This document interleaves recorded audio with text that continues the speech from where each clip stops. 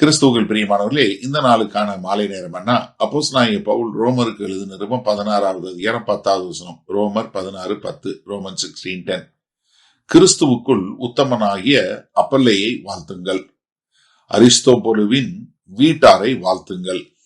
இப்ப மறுபடியும் ஒரு 2 பேரை சொல்றார். ஒருத்தர் ஒரு பயங்கரமான அழுத்தத்துல ஒரு உண்மையாக இருந்த ஒரு ஆளு, இன்னொருத்தர் அவருடைய வீடு எல்லாமே அவங்களுடைய ஒரு இன்ஃப்ளூயன்ஸ் சொல்றோம் இல்லையா, அதை வைத்து எப்படி அவங்க கர்த்தருடைய ராஜ்யத்துக்கு இருந்தாங்கன்னு 2 காரியம் சொல்றாரு. முதல்ல அப்பல்லை என்று சொல்லக்கூடியது. இது இவரோட பேர் இங்க ஒரு தடவை தான் இருக்குது, வேற எங்கேயும் இவரோட பெயர் இல்ல. இதுவும் பெரும்பாலும் அடிமையாவும் இருக்கலாம், இல்ல ஒரு சாதாரண மனிதனாகவும் இருக்கலாம். இது யாரு வேணாலும் இருக்கலாம். அவங்க எந்த பக்கத்துல இருந்து வந்திருப்பாங்கன்னு தெரியாது. ஆனா ஒரு காரியம் மட்டும் அவங்களுக்கு தெரியுது, அவர் என்ன உத்தமன், அவர் உண்மையாக இருந்தார். 1 சாமுவேல் 16:7 பார்க்கிறோம், மனுஷனோ முகத்தை பார்க்கிறான், தேவனோ இருதயத்தை பார்க்கிறார் என்று சொல்லக்கூடியதாக. ஏன்னா அவர் என்ன கர்த்தருக்காக கிறிஸ்துவுக்குள் உத்தமனாகிய அப்பல்லவை என்று சொல்லக்கூடியதாக.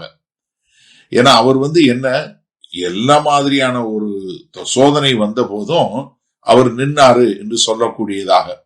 ஏன்னா நீங்க ஆங்கில வேதாகமும் தமிழுக்குள்ள ஒரு சின்ன வித்தியாசம் என்னன்னா, நீங்க ஆங்கில வேதாகமத்துல பார்க்கும்போது grid அப்பல்லஸ் whose fidelity to Christ has stood with the test என்று சொல்லக்கூடியதாக. இங்க தமிழ்ல வெறும் உத்தமன் என்று மட்டும் மொழிபெயர்க்கப்பட்டிருக்கு.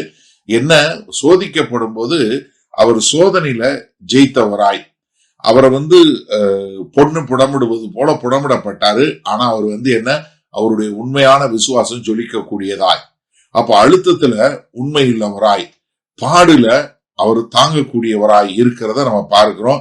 ஏன்னா யாக்கோபு எழுதும் போது யாக்கோபு 1வது அதிகாரம் 12வது வசனத்துல என்ன, யாரு பாக்கியவான், பல்வேறு சோதனைகளில் அகப்படும் போதும் அவன் அதை மேற்கொள்ளக்கூடியவனாக இருக்கக்கூடியதாக. அதனாலதான் பேதுரு தன் 1 பேதுரு 1:7 சொல்லும் என்ன சொல்றாரு, உங்களுடைய விசுவாசம் பொன்னை போல சோதிக்கப்படும், அப்படி சோதிக்கப்பட்ட அப்பல்லே. சரியா? அடுத்து அரிஸ்தோபுலுவின் வீட்டாரை வாழ்த்துங்கள். அதாவது இவங்க ஒரு ஆள் மட்டும் இல்ல, அரிஸ்தோபுலஸ் அவரும் அவர் வீடும் சேர்ந்து என்ன பண்ணக்கூடியதா இருக்குது, அவர் வீட்டார். இப்ப நமக்கு ஒரு காரியம் இதுல என்னவா இருக்க வாய்ப்பு இருக்குன்னா, ஒருவேளை அரிஸ்தோபுலுஸ் ஒரு விசுவாசியா இல்லாம இருக்கலாம், இல்ல அவர் இறந்து போயிருக்கலாம். ஆனா அவங்க வீட்டுல உள்ளவங்க தொடர்ந்து விசுவாசத்தில் இருக்கக்கூடியவங்களா இருக்கிறாங்க. அதாவது இங்க சரித்திர ரெக்கார்டு பாத்தீங்கன்னா, அரிஸ்தோபுலுஸ்ங்கிறவர் ஏரோது குடும்பத்தோடு தொடர்புள்ளவர், அவர் ரோம்ல வாழ்ந்தாருங்கிற சரித்திர பின்னணி நம்மளால எடுக்க முடியுது. அப்போ அவருடைய வீட்டார வாழ்த்துங்கன்னு சொல்லும் போது ஒருவேளை அந்த வீட்டுல வேலை பார்க்கக்கூடிய வேலைக்காரங்க இல்ல அவங்க குடும்பத்தில் உள்ளவங்களா கூட இருக்கலாம். ஏன்னா நம்ம அப்போஸ்தலனாகிய 16வது அதிகாரத்துல பிலிப்பாய் பட்டணத்தில் உள்ள சிறை காவலாளி அவர் மொத்த குடும்பம் வரக்கூடிய ஒரு காரியத்தை பார்க்கிறோம். அப்ப இங்க என்னன்னா, கர்த்தர் ஒரு உண்மையான மனுஷன் மூலம் வேலை பார்க்கிறாரு, அந்த வீட்டுல உள்ள மற்ற மக்களோடையும் சேர்ந்து தன்னுடைய ராஜ்யத்தை கட்டக்கூடியவராய் இருக்கிறார் என்று சொல்லக்கூடிய ஒரு காரியத்தை பார்க்கிறோம்.